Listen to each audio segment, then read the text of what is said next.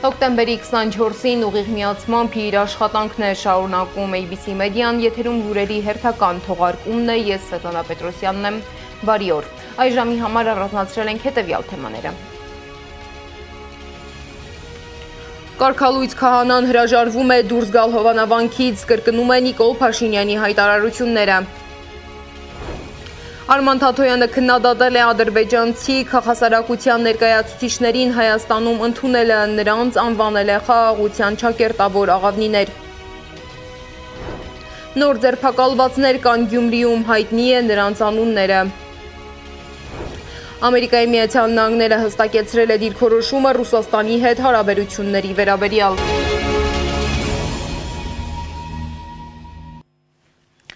Եվ այսպես ազգային ժողովում շարունակվում է քառօրյա նստաշրջանը։ Օրակարգում ընդգրկված 28 հարցերի մեծ մասը 26-ը արդեն քննարկել են նախորդ օրերին, իսկ այժմ падգամավորները քննարկում են Կենտրոնական բանկի խորհրդի անդամի ընտրությունը։ Սակայն ընդդիմության հիմնական ուշադրությունը սևեռվել է ոչ միայն այս թեմայի, այլ նաև Հովանավանքում երեկ տեղի ունեցած իրադարձությունների վրա։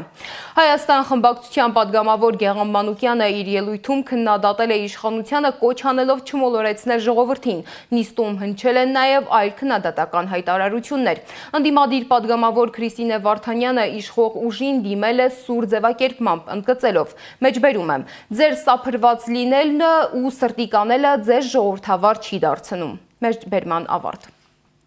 Երեք հական ծակեց այդ հիմա շատ եք պաշտպանում, չէ՞ մի հատ կարգալույծ տերտեր կա Ստեփա անունով։ Պարզվում է։ Ինչ։ Հա, Ստեփան, լավ։ Պարզվում է Կադիրովի մոլի երկրպագուն է։ Գնացեք, պաշտպանեք Կադիրովի մոլի երկրպագուին։ Գնացեք, պաշտպանեք կարգալույծ եղած Կադիրովի մոլի երկրպագուին։ Դուք անհատապես Նիկոլ Փաշինյանի գլխավորությամբ կարող եք գնալ որտեղ ուզում է, ինչ ուզում է անի, արարողություն է ուզում անի, բայց երբեք եկեղեցական արարողություն չի։ Խնդրանքս ու կոչս մեր հայրենակիցներին, հավատավոր հայրենակիցներից որևէ մեկին չմոլորեցնեք, տանեք մեղ գործելու իբր պայմանական պատարագի մասնակից։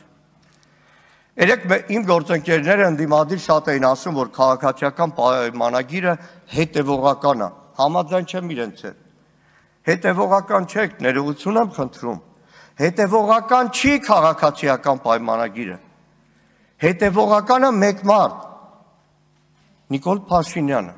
Դուք մի ձայնագրությունը, որտեղ ինչ որ մեկ քահանա նախկին ասում է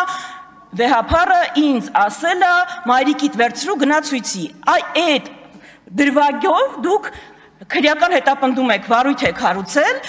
ամենայն հայոց վեհապարի նկատմամբ։ Ու ծաղրում եք եկեղեցւոյն հայտարարությունը, որ չի բան արել, չի անդրադարձել այդ դրվագին, բայց ասում է ձայնագրությունը ապօրինի է։ Ուզում եք մի դրվագով տեսնել որտեղ է, ոնց է երևում, որ դա քաղաքական հետապնդում է։ Իսկ դուք այս մի ձայնագրությունը հիշում եք։ Նիկոլ Փաշինյան, Արթուր Վանեցյան, Սասուն Խաչատրյան հեռախոսազրույցի գաղտնալսման նոր ձայնագրությունը կալանավորել ՀԱՊԿ նախկին գլխավոր քարտուղար Յուրի Խաչատուրովին, թե ոչ խոսակցության առաջին հատվածում վարչապետի պաշտոնակատարն ու ԱԱԾ տնօրենը քննարկում են հարցը, խոսում նաև Ռոբերտ Քոչարյանին կալանավորելու հարցի շուրջ։ Վարչապետ, հիմա նայեք, Խաչատուրովին ուզում ենք տանեն կալանքի։ Խաչատուրովին ուզում ենք տանեն կալանքի, ԱԱԾ պետը վարչապետին։ Հիմա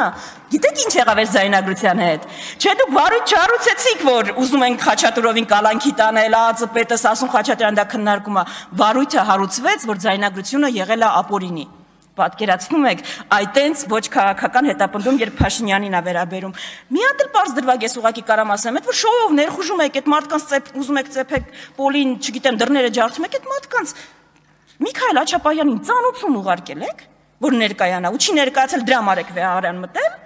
Թե ուղղակի ուզում եք այդ շոուն ստանալ, ու ժողովուրդը անընդհատ այդ շոուների առավոտյան պիտի արթնանա այդ շոուների դրվագով։ Էդ է, հասկանում եք, ու ձեր մի քիչ սափրված լինելը, սրտի կանելը ձեզ ոչ ավտորիտար կամ ժողովրդավար չի սարքում, ժողովուրդ։ Այո, ժամանակները զարգացել են, 21-րդ դարն է, գուցե դուք Սադամ Հուսեյնի տեսք չունեք, այո, 37 թվի համեմատ մենք համացանց ունենք, բայց դուք դրանից ավելի ժողովրդավար չեք դարձել։ Էդվարդ Աղաջանյան, հմեկը այլևս մենաշնորհ չունի, մարդը կարա Facebook-յան լայվով, կարճ վիդեոյով իր տեսակետը արտահայտի ու դուք դրա հետ բան չեք կարա անեք։ Բայց դրա համար հմեկով արցախցիների խոսակցությունը կոշիկի մասին ներկայացնում է կաշառքի մասին խոսակցություն։ Ու ավտորիտար լինելու մասին ոչ թե սրտի կանելը, տենց ակուրատնի հագնվելը, վկայում ավտորիտար լինել կամ չլինելու, այլ վկայում է իշխանության ամբողջական կենտրոնացումը մի ուժի ձեռքին, վկայում է ԲԴԽ նախագահին մեկ SMS-ով հեռացնելը, վկայում է այլակարծությունը երկրում ամեն կերպ ճշտելը, թե չէ կարա գաք հարյուրավոր սրտիկներ անեք, դրանից ոչ մի բան չի փոխվում։ Հայաստանում եկեղեցու շուրջ կրքերը չեն հանդարտվում։ Երեք Հովանավանքում կարգալույց քահանան ստիպված է եղել չշարունակել պսակադրության արարողությունը, որովհետև ըստ ներկաների Փեսայի հայրը խնդրել է այլ քահանա մոտենա։ Ի վերջո արարողությունը իրականացրել է Տեր Սարգիսը։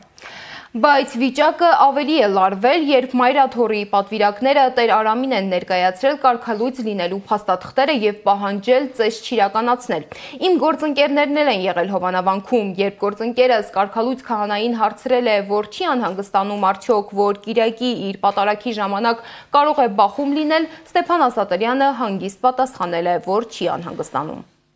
Այս ամեն ինչը շուտվանից է սկսված այս process-ը, թե մի առաջնորդը դեռ ամիսներ առաջ ինձ ասում էր, որ դու չես կարող քահանա լինել, դու գրավոր նկատողություններ ունես ստացած, այսքան գրավոր նկատողություն ստացած հոգևորականը չի կարող քահանայություն անել, եւ ես հարց ունեմ, էլի, օրինակ, չգիտեմ, երեխա մկրտելու համար, փոքրիկ երեխային ավետարանը տալու համար քահանան չի կարող քահանայություն անել, բայց կուսակրոնության ուխտը ընդունած եւ սիրուհիներ ունեցող կին երեխաներ ունեցողը կարա հաղորդություն տա, իր տված հաղորդությունը համարվում է հաղորդություն, իսկ ուղղակի եկեղեցու խնդիրները բարձրաձայնած հոգևորականի հաղորդությունը հաղորդություն չէ կամ քահանայությունը։ Շատերը անուններ այս պահին չեմ տա, բայց եթե ես տեղեկացնում եմ, եթե այդ հոգևորականները որևէ բան կխոսեն, եղբայրաբար ուղղակի նրանց ասում եմ, իմ տեղեկությունները հստակ են, փաստերի հիման վրա, ես ուղղակի կգա մի պահ ու մեր հանրությունը կիմանա ով որտեղ է իր մազերը կտրում, ով որ լրագրողական ցանցի հետ է համագործակցում։ Ես արդեն ակնարկներ եմ անում, որ շատ-շատերը դրանից կհասկանան, թե խոսքը ում մասին է եւ մի րոպե կնեք, իսկ ձեզ համար ընդունելի էր այդ մարդկանց կամ հոգեվորականների կողմից ձեռնադրվել լոծվել քահանա։ Ուրեմն տեսեք, ես 2009 թվականին ընդունվել եմ Գևորգյան հոգևոր ճեմարան, բոլոր քննությունները ինքս եմ տվել։ Ես եմ իմ վրա աշխատել, իմ զարգացմամբ զբաղվել, եկել հասել եմ մի կետ, որ դուք մի մտածեք, որ այո, իրենց ձեռքով եմ ես ձեռնադրվել, բայց վերջապես ինձ կանչողը ոչ թե իրենք են եղել, այլ Աստված։ Վերջապես յուրաքանչյուր քահանայի քահանայության կանչողը ոչ թե մարդն է, այլ Աստված։ Եվ այս իմաստով ներողություն եմ խնդրում, ես Աստծո քահանան եմ, ոչ թե մարդու քահանան։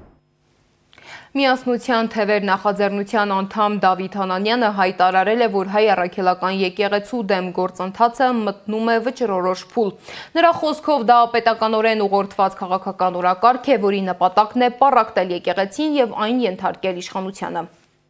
Այս քայլը վտանգավոր է ոչ միայն հոգևոր դաշտի, այլ ազգային անվտանգության եւ ինքնության պահպանման տեսանկյունից։ Հայ առաքելական եկեղեցին դարեր շարունակ եղել է հայ ժողովրդի քաղաքականության հիշողության կրողը, մեր լեզվի, մշակույթի եւ պետականության գոյատևման խարիսխը։ Նրա ինստիտուցիոնալ թուլացումը հավասարազոր է ազգային դիմադրողականության կորստին։ Արտաքին համատեքստն էլ առավել քան հստակ է։ Թուրքական աշխարհաքաղաքական մտածողության համար հայ առաքելական եկեղեցին եղել է եւ մնում է գլխավոր խոչընդոտը հայ ժողովրդի հոգևոր եւ մշակութային կլանման ճանապարհին։ Եվ այսօր, երբ օրվա իշխանությունը գիտակցաբար ներգրավվում է եկեղեցու դեմ ուղղված գործընթացներում, այն գործում է հենց այդ նույն տրամաբանության սահմաններում, հայ ժողովրդի պատմական պաշտպանական կառույցի ներսից ապամոնտաժման ճանապարհով։ Սա այլևս գաղափարախոսական կամ կուսակցական հարց չէ։ Սա մեր հավաքական գոյության, ազգային հիշողության եւ քաղաքակրթական դիմադրության հարց է։ Եկեղեցուն պաշտպանելը նշանակում է պաշտպանել այն հիմքերը, որոնց վրա կանգնած է Հայաստանը, իր հավատքով, իր պատմությամբ եւ իր արժանապատվությամբ։ Եկեղեցուն պաշտպանել նշանակում է պաշտպանել Հայաստանը։ Լռությունը այս դեպքում այլևս չեզոքություն չէ, այն համաձայնություն է սեփական ինքնության քայքայման հետ։ Իսկ Արամ առաջին վեհափառը անդրադառնալով Հայաստանի ներքաղաքական լարված վիճակին հայտարարել է, որ Անտիլիասը երբեք Երևանի թելադրանքների կարիքը չի ունեցել եւ ինքն է որոշում իր ասելիքն ու անելիքը։ Վեհափառը նաև հիշեցրել է, որ Հայաստանի վերանկախացումից ի վեր Մեծի տան Կիլիկիո կաթողիկոսությունը միշտ հստակ ու հետևողական դիրք է ունեցել թե ներքին, թե արտաքին ճգնաժամերի նկատմամբ, առաջնորդելով միայն ժողովրդի եւ հայրենիքի շահերը։ Հովանավանքի միջադեպին հաջորդել էր եւս մեկ աղմկահարույց լուր։ Դատարանը հրապարակել է Մասիսի համայնքապետ Դավիթ Համբարձումյանի դատավճիռը 6 տարի 3 ամիս ազատազրկում։ Փաստաբան Տիգրան Աթանեսյանը արձագանքելով վճռին նշել է, որ դատաքննության ժամանակ բոլորն էլ հաստատել են, որ Համբարձումյանը որևէ հակաիրավական արարք չի կատարել։ Նույնիսկ Համբարձումյանի գործի ընթացքում հետաքրքիր դրվագ է գրանցվել։ Նրա դեմ ցուցմունք տված 4 անձից 3-ը դեռ նախաքննության փլում հրաժարվել են իրենց ասացներից։ Քրեական գործը դա 2018 թվականին հարուցված գործն է կապված ապրիլ ամսին այդ թվականի Հայանիսկ եւ Հովտաշատ գյուղերի խաչմերուկում տեղի ունեցած իրադարձությունների հետ։ Այդ գործով Դավիթ Համբարձումյանի մեղադրանք էր առաջադրվել նախկին քրեական օրենսգրքի 258 հոդվածի 4-րդ մասով, այսինքն զինված խուլիգանություն, այդ գործով նա կալանավորվել էր, այնուհետև 18 թվականի աշնանը կիրառվել էր գրավ, եւ գործը 6 տարի 15 թվականից սկսած դատարաններում էր եւ այսօր ունեցավ իր, այսպես ասած, ավարտը։ Ինչ կար այդ գործով ապացույցների տեսակետից 4 անձ ցուցմունք էին տվել Դավիթի դեմ, ընդ որում իրարամերժ օբյեկտիվ իրականության հետ չբռնող։ 3-ը դեռ նախաքննության ընթացքում հրաժարվել են իրենց ցուցմունքներից, 4-րդը առերեսման ժամանակ կոմիտեից հայտարարակ է եղել, բայց ինչ հետաքրքիր, որ դատաքննության փուլում 4-ն էլ պնդել են, որ Դավիթ Համբարձումյանը որևէ հակաիրավական արարք այդ օրը այդ վայրում չի կատարել։ Հայաստանի Հանրապետական կուսակցության գործադիր մարմինն իր աջակցությունն է հայտնել Դավիթ Համբարձումյանին, նաև բոլոր քաղաքական բանտարկյալներին եւ քաղհալածյալներին։ Լսենք ինչ է հայտարարել կուսակցությունը։ Գործող վարչախմբի բացահայտ կցորդի վերածված դատական համակարգը երկրում նոր թափ ստացող բռնաճնշումների ֆոնին այսօր հերթական բացահայտ հակամարտության ռեկորդն է սահմանել։ Մասիս խոշորացված համայնքի ղեկավար խորհրդարանական ընդդիմության վարչապետի միասնական թեկնածու Դավիթ Համբարձումյանին կամակատար դատարանը 7 տարուց ավելի վաղեմություն ունեցող գործով կայացրեց այնպիսի դատավճիռ, որով երկարատև անազատության դատապարտելով Դավիթ Համբարձումյանին փորձում է խոչընդոտել վարչապետին անվստահություն հայտնելու մեկնարկած սահմանադրական գործընթացը։ Տվյալ զարհուրելի դրսևորումը Հայաստանում խորացող ավտորիտարիզմի, ժողովրդավարական հետընթացի, ազգային կառույցների ու գործիչների, ժողովրդի քվեն ստացած եւ ընտրված ընդդիմադիր համայնքապետերի նկատմամբ քաղաքական հետապնդումների շարքում հերթականն է, որով փորձ է արվում ամրացնել մեկ մարդու էժանագին շոուի վերածված արատավոր մենիշխանությունը։ Հաշվի առնելով վերագերյալը Հայաստանի Հանրապետական կուսակցությունը խստորեն դատապարտում է քաղաքական բռնաճնշումների շարունակվող ալիքը։ Իր աջակցությունն է հայտնում Դավիթ Համբարձումյանին, ինչպես նաեւ բոլոր քաղաքական բանտարկյալներին եւ քաղհալածյալներին։ Կրկին արձանագրում է, որ երկրի դատական համակարգը կախյալ է եւ քաղաքականացված։ Հայտարարում է, որ բոլոր սահմանադրական միջոցներով շարունակելու է աննահանջ պայքարը գործող ռեժիմի դեմ։ Իսկ մինչ կալանավորում են ընդդիմադիր հայացքներով ղեկավարներին, պարզվում է պաշտպանության կարիք ունեն հենց պաշտպանները։ Մեկ շաբաթում երկրորդ փաստաբանն է հայտնվում կալանքի տակ։ Այս անգամ հերթը Ռուբեն Մխիթարյանին էր, որը մեր ձևով ժողովրդական շարժման անդամ է։ Նա իրավապահների ուշադրության կենտրոնում հայտնվել է հենց մասնագիտական պարտականությունները կատարելիս։ Թե ինչ են պատմել իրավապաշտպանները գործընկերոջս, դիտենք տեսանյութը եւ շարունակենք։ Փաստաբանական գործունեություն ծավալելու ժամանակ ձերբակալված փաստաբան Ռուբեն Մխիթարյանը 2 ամսով կալանավորվել է։ Նրան մեղադրում են զանգվածային անկարգություններին մասնակցելու եւ արդարադատության իրականացմանը կամ մի խումբ անձանց կողմից նախնական համաձայնությամբ գործի քննությանը միջամտելու համար։ Հատկանշական է, որ ԶԼՄ-ների կողմից արված կադրերում երևում է, թե ինչպես է Մխիթարյանը քաղաքացիներին իրազեկում, ինչպես գործել, որպեսզի մնան օրենքի սահմաններում։ Ռուբեն Մխիթարյանն ապօրինաբար կալանավորվեց այն դեպքում, երբ մի շարք ԶԼՄ-ների կողմից մանրամասն տեսանկարահանվել եւ արձանագրվել են Ռուբենի գործողությունները, որոնք բացառապես հանդարտեցնող եւ կանխարգելող բնույթի էին։ Բացարձակապես չէին պարունակում հանցավոր տարեր եւ բխում էին փաստաբանի մասնագիտական գործունեության տրամաբանությունից։ Մեր ձևով շարժումը վստահ է իրենց թիմակցի նկատմամբ կալանքը ոչ թե խափանման միջոց է, այլ պատժիչ ներգործություն պայմանավորված նրա ակտիվ ընդդիմադիր գործունեությամբ։ Փաստաբան Հովհաննես Խուդոյանը համակարծիք է, Մխիթարյանը կալանավորվել է, որովհետև Շիրակում ակտիվ քաղաքական գործունեություն էր ծավալում։ Մտահոգությունը հատկապես կապված է հրապարակված կադրերի հետ, որովհետև այն ինչ որ երևացել է, երևում է, որ ինքը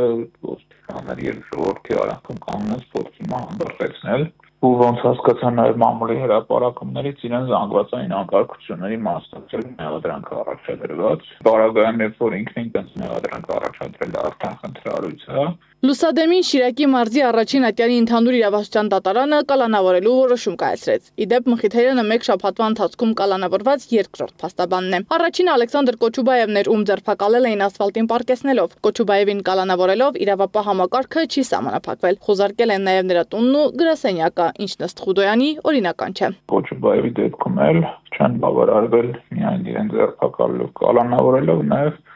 խոզարկել են բնակարան, փաստաբանական գրասենյակ, ինչը գործի հետ ընդհանրապես առնչություն չունի, այդ մարդը Facebook-ում ստատուս է դրում, իր գրասենյակը խոզարկելը բացարձակապօրինյա։ Որ Ռուբեն Մխիթարյանին լռեցնելու համար են կալանավորել, պնդում են նաև ընդդիմադիր քաղաքական գործիչները։ Իրավապահ համակարգի գործողությունները դատապարտել են նաև փաստաբանական համայնքի ներկայացուցիչները։ Փաստաբան Ռուբեն Մելիքյանը նշել է, ոչ միայն չկան Մխիթարյանի մեղքն ապացուցող կադրեր, այլև հակառակը կան նրա անմեղությունը հաստատող փաստեր։ Ինչու շատ բարձունակ է, որպեսզի մեր իրավապաշտպաններից, փաստաբաններից աչքը վախեցնեն ու ստիպեն կամ դադարեցնել իրավապաշտպան գործունեությունը, կամ գոնե նվազեցնել դրա ինտենսիվությունը, որպեսզի վախեցնեն ընդդիմադիր հայացքներ ունեցող քաղաքացիների աչքը եւ ստիպեն հեռու մնալ ընդդիմադիր քաղաքական ուժերից, որպեսզի վախեցնեն հավատարիմ հայ առաքելականների աչքը եւ ստիպեն X օրը ձեռնպահ մնալ Սուրբ Էշմիածինը պաշտպանելուց։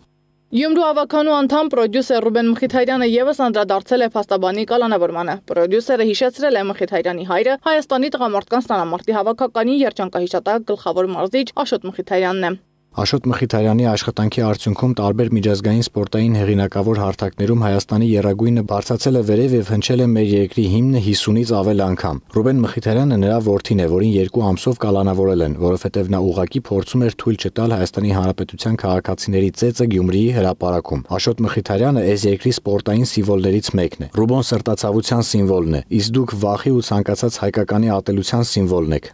Փաստաբանի խոսքով խնդիր կա այն մարդկանց հետ, ովքեր հանրային գործունեություն են ծավալում։ Մխիթարյանը մեր ձևով շարժման անդամներից է, ու սա ամենահարմար պահն էր նրան մեկուսացնելու համար։ Փաստաբանների պալատն էլ մամուլի ասուլիս է հրավիրել, անդրադառնալու է փաստաբանների դեմ սկսված ճնշումներին։ Սադամ Ակարյան, Գեգամ Ղազարյան, ABC Media։ Այդ ընթացքում դատարանը որոշել է, որ հետաձգում է Բագրատ Սրբազանի եւ մյուս քաղբանտարկյալների գործով դատական նիստը, որովհետեւ մեղադրվողներից Արմեն Ալեքսանյանը պաշտպան չունի։ Փաստաբանները դատավորին առաջարկել են դատարանի դահլիճում ապահովել Ալեքսանդր Կոչուբաևի ներկայությունը։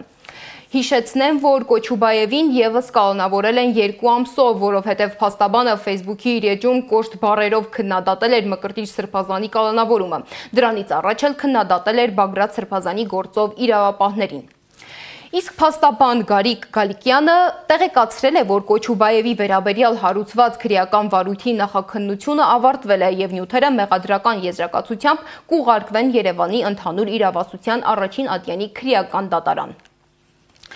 Իսկ քննչական կոմիտեի տվյալներով Գյումրու համայնքապետարանի որոշ պաշտոնատար անձինք աշխատակիցներին հորդորել են շտապ մանկապարտեզներից երեխաներին տուն ուղարկել ու իրենց անձնակազմով գնալ համայնքապետարան, որպեսզի խոչընդոտեն ղեկավարի հնարավոր ձերբակալությունը։ Գյումրու համայնքապետարանի աշխատակիցներն են կրթության բաժնի գլխավոր մասնագետի ժամանակավոր պաշտոնակատար Անահիտ Գասպարյանը, Բելլա Ավակյանը եւ առաջատար մասնագետի ժամանակավոր պաշտոնակատար Վարդուհի Փիլոյանը։ Քրեական վարույթի նախաքննության ընթացքում 4 անձի նկատմամբ հարուցվել է հանրային քրեական հետապնդում, իսկ նշվածս 3 աշխատակիցներին արդեն ձերբակալել են։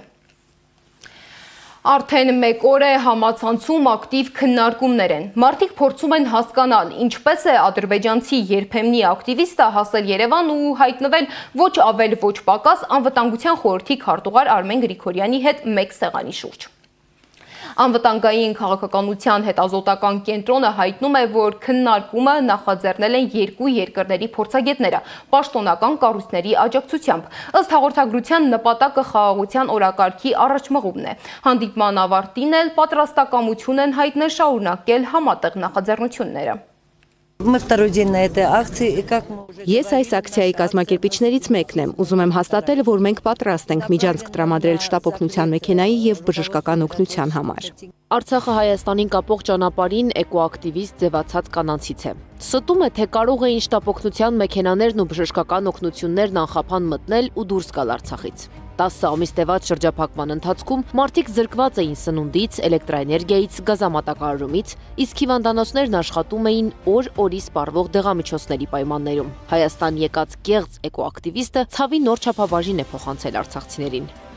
Դա մեզ համար էր շոկ։ Հայաստանի կառավարության կողմից ոչ մի արձագանք չեղավ, այսինքն տարբերություն չկա, ով կգա Ադրբեջանից։ Երևի սատկած թռչուններ ա բերել հետը, որ էկոլոգիայի աղտոտման մասով ակցիա կազմակերպի։ Միգուցե ինքը օգնի ազատվել ծանր ու կեղտոտ օդից։ Ինձ համար սպասելի էր, նման թրքասեր, թրքահպատակ իշխանությունն ամեն ինչ անում է, որ մեզ ցավեցնի։ Ես, որպես արցախցի, որ պիտի ապահով զգամ մայր հայրենիքում, բայց կացի անպաշտպան, հենց Հայաստանում, քանի որ Հայաստանն է ընդունել իրեն, ավելին դիմավորել արցախցին, քննարկել թեմաներ։ Ադրբեջանցիները հայկական մամուլում շրջանառվող գնահատականներին ի պատասխան սատարող գրառումներ են արել Դիլարա Էֆենդիևային հերոս կոչելով։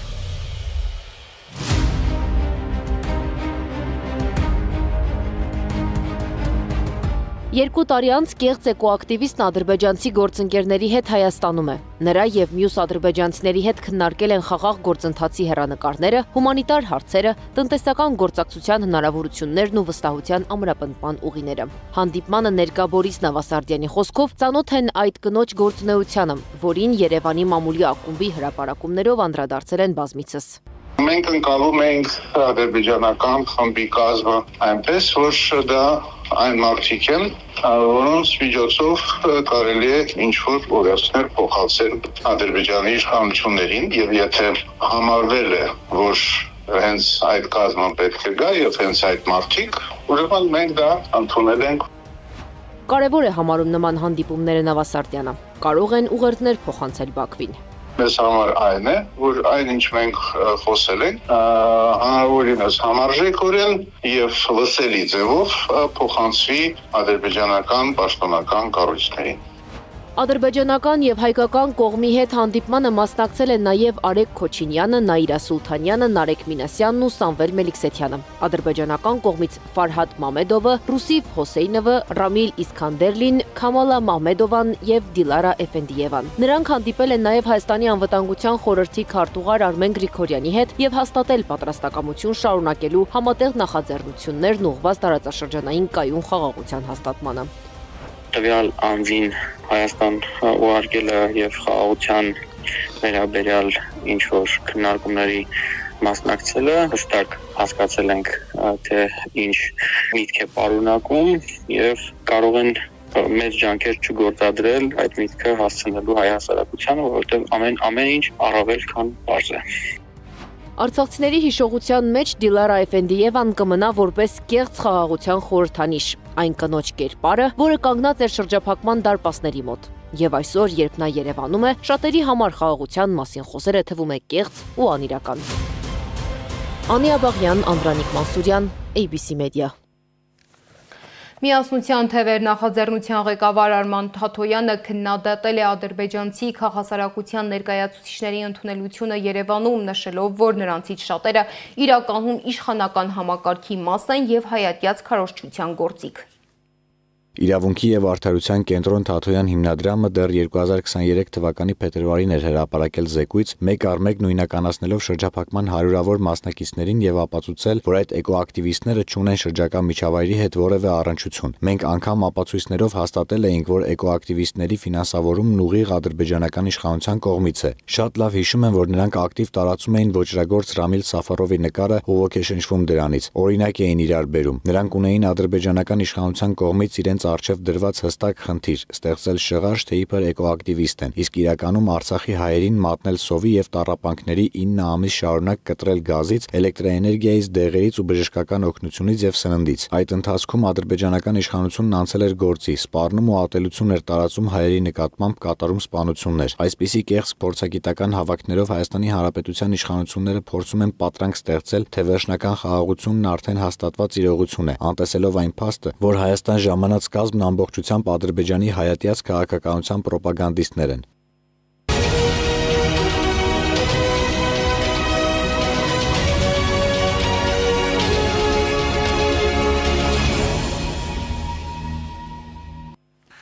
ԱՄՆ-ն չի հրաժարվում նախագահ Դոնալդ Թրամփի եւ Ռուսաստանի առաջնորդ Վլադիմիր Պուտինի հանդիպումից, հայտարարել է Սպիտակ տան պաշտոնական ներկայացուցիչ Կարոլին Լևիտը։ Նրա խոսքով հանդիպումը շարունակում է մնալ օրակարգում, սակայն կկայանա միայն այն պայմանով, որ այն շոշափելի արդյունք ունենա։ Միևնույն ժամանակ Սպիտակ տանը հաստատել են, որ ԱՄՆ առաջնորդը որոշել է պատժամիջոցների նոր փաթեթ սահմանել Ռուսաստանի դեմ, քանի որ եկել է այն պահը, երբ դա անհրաժեշտ է։ Միջազգային մյուս Ռեպորտաժում։ Վլադիմիր Պուտինն արձագանքել է իր հետ հանդիպումը չեղարկելու Թրամփի հայտարարությանը։ Ամենայն հավանականությամբ խոսքը հանդիպումը հետաձգելու մասին է, ասել է նա։ Ինչ վերաբերում է Միացյալ Նահանգների կողմից Կիևին տոմահավ քրթիռների հնարավոր մատակարարմանը, Պուտինն ասել է. Ռուսաստանի տարածքում հարվածներին մեր պատասխանը կլինի շատ լուրջ, եթե ոչ ցնցող։ Թրամփը նախորդին չեղարկել էր ռուս գործընկերոջ հետ հանդիպումը։ Ես զգացի, որ անտեղի է Պուտինի հետ հանդիպում ունենալը, ուստի չեղարկեցի այն, ասել էր նա։ Կարծում եմ ժամանակն է Ռուսաստանի դեմ լայնածավալ պատժամիջոցներ կիրառել, հույս ունենալով, որ դրանք չափազանց երկար չեն մնա։ Ամեն անգամ, երբ ես խոսում եմ Վլադիմիրի հետ, մենք լավ զրույցներ ենք ունենում, բայց հետո դրանք ոչ մի տեղ չեն տանում, ասել է Թրամփը ՆԱՏՕ-ի գլխավոր քարտուղար Մարկ Ռյուտեի հետ հանդիպման ժամանակ։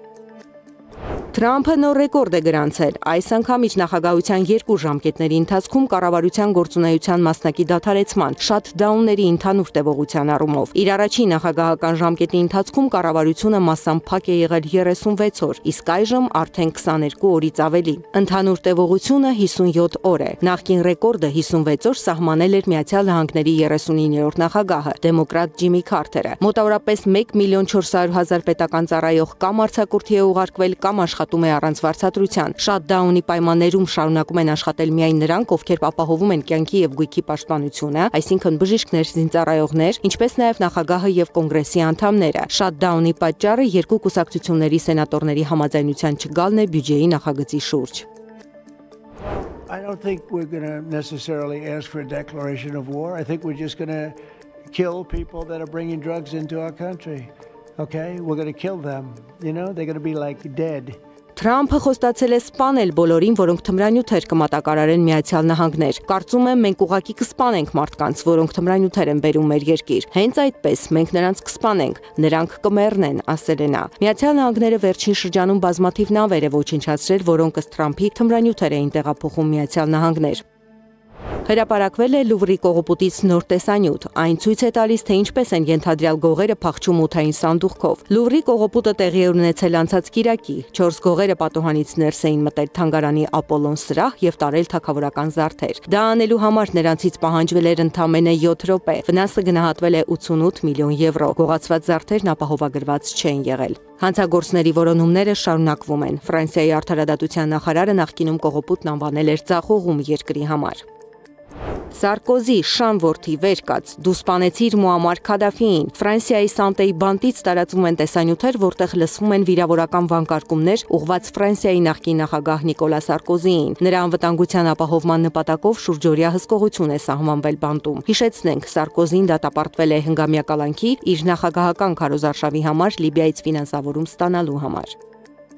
Ամերիկացի միլիարդատեր Իլոն Մասկը հայտարարել է մարդակերպ Optimus ռոբոտների միլիոնանոց բանակ ստեղծելու ծրագրերի մասին։ Նշվում է, որ ռոբոտների լիարժեք արտադրությունը կսկսվի 2026 թվականի վերջին։ Նոյեմբերին Տեսլայի բաժնետերերը կքվեարկեն տնօրենների խորհրդի առաջարկի օգտին։ Մասկին հաջորդ 10 տարիների ընթացքում $1 տրիլիոն վճարելու վերաբերյալ։ Գործարքը նաև Մասկի բաժնեմասը Տեսլայում 13%-ից կհասցնի մինչև 25%։ Սակայն Մասկն այս գումարը կստանա միայն այն դեպքում, երբ հասնի պահանջվող ցուցանիշներին։ Զարա Սարգսյան, ABC Media։ Այս ժամի համար առանձնացրել էինք այսքանը, հետևեք մեզ YouTube-ում, Telegram-ում, Instagram-ում եւ Facebook-ում կամ այցելեք մեր պաշտոնական կայք 3w.abc.media.am։ ABC լուրերի հաջորդ թողարկումը կարող եք դիտել ժամը 15-ին։